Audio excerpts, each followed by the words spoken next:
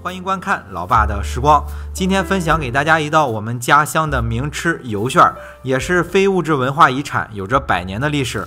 用到的材料是非常的简单，但是通过100年的传承，造就了不俗的味道。现在能做得好的师傅也是屈指可数了。那临近春节，咱就把这道美食当做祝福送给大家。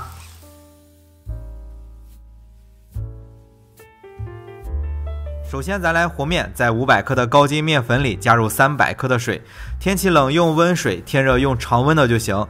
这个饼是死面的，就不放酵母了。加入水之后，先把面粉搅拌成絮状，然后下手揉成一个光滑的面团。如果天气比较冷不好揉，可以先揉成一个粗糙的面团，松弛15分钟之后再揉，会轻松一些。做油旋和做普通的烧饼也不太一样，普通的烧饼一般是发面的，随便揉成一个面团就行了。但是做这个饼得揉到不沾手，面团比较光滑才行。咱做的比较少，面团还是比较好揉的。那如果做的比较多，和面的时候就要一直揣，把面团揣到不沾手。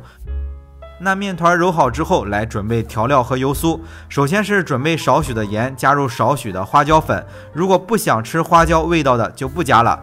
接着切一些葱花，大概80克左右，不要葱绿，只要葱白。葱花切好之后，放在150克的猪油里调拌均匀。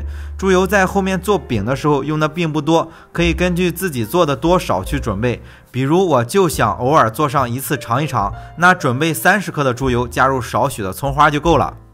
做饼一般还会用到油酥，是加热100克的油，普通炒菜的油就行。加热到微微有一点冒烟，先关掉火，再加入100克的面粉，搅拌均匀放凉就是油酥了。油酥用的也不多，但油酥不易变质，用不了的可以放在冰箱里，下次稍微一加热就可以用了。那等面团松弛了一会儿之后，这个时候再揉会更好揉一些。把面团揉得比较光滑之后，就分成16个面剂子。因为没有放酵母，所以不能分得太大，不然饼太厚烙不透，发死就不好吃了。大概每个面剂子50克左右就行。分好之后，取来一个盘子，刷上少许的油防粘，然后把面剂子揉成条状放在盘子里。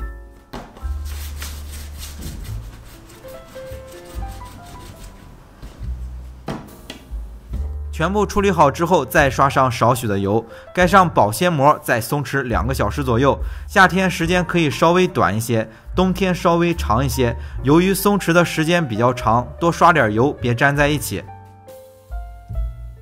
那等面剂子松弛好以后，就可以来制作了。如果是想早晨起来吃，可以前天晚上把面剂子放在冰箱里，冰箱的温度就定到0上1到3度之间。早晨取出来回一下温，大概放半个小时左右来制作。制作这一步是把面剂子先擀成薄的面片，然后用手轻轻的蹬得更长更薄。先抹上少许的猪油，不需要太多，薄薄的一层。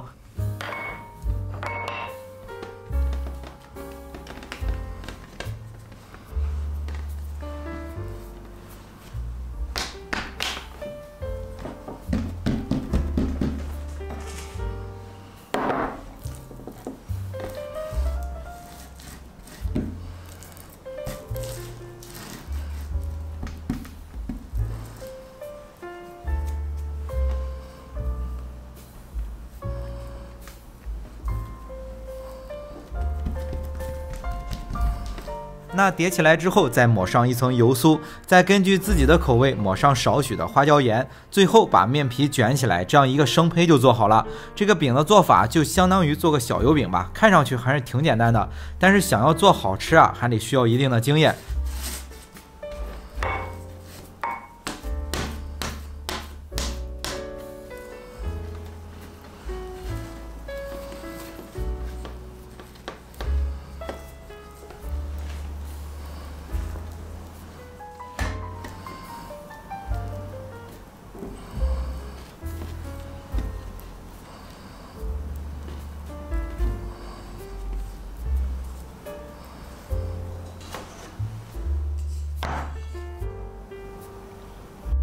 全部做好之后，就可以放在饼铛里去烙了。为了做这个饼，还特意买了一个商用的电饼铛，家用的电饼铛功率有点低，烙的时间长，饼发死就不好吃了，所以得用这种大功率的电饼铛来烙。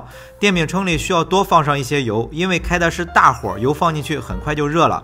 接着把饼胚放进去。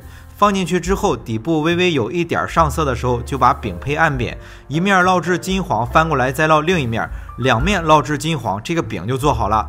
如果家里没有这种商用的电饼铛，可以用家用的电饼铛来烙，只需要快速的把两面烙至微微有一点上色，这个时候再放进预热好的烤箱里去烤。家用的烤箱最高温度一般也就在230到250度之间，咱就以230度为例，放在中层烤至上色，基本上也是一样的。在古代有一种炉子叫土鏊子，就是用砖切的土炉子，上面是平的，可以简单的烙一些东西，下面是封起来的，就和烤箱一样。在上面烙的半生不熟之后，再放在炉子里面去烤，就是《水浒传》里面武大郎做烧饼用的那个炉子。咱们刚才说的在家里制作的那个方法，理论上和用土鏊子制作是一样的。现在也有类似的炉子，只不过都是铁的了，很多饼也都是用这种炉子去做的。这个饼看上去做起来还是挺简单的，有点像油饼，但是想要做好还是挺难的。这也是济南的名吃之一，非物质文化遗产。现在能做得好的师傅也是屈指可数了。我觉着我爸做的已经非常好吃了。但是老爷子说他是野路子出身，之前为了谋生学的东西比较多，但是学的不精，没有大师傅去做指点，没有办法说是正宗，只能说是在家吃还是很不错的。老爷子分享给大家的这些做法，已经是在他能力范围之内给到大家最好的了。这个饼做好之后，一定要趁热吃，外酥里软，吃起来香的不得了。一般出炉之后会在中间按一下，形成一个旋儿，再加上油放的比较多，这个可能就是它名字的由来吧。好了，为了方便大家去记视频中所需要的材料，视频下方的备注栏或留言区有文字版的配料，有问题可以在留言区留言。大家如果喜欢老爸做的美食，记得帮忙关注点个赞，谢谢大家。那今天的这期美食到这里也就结束了，也祝大家生活愉快。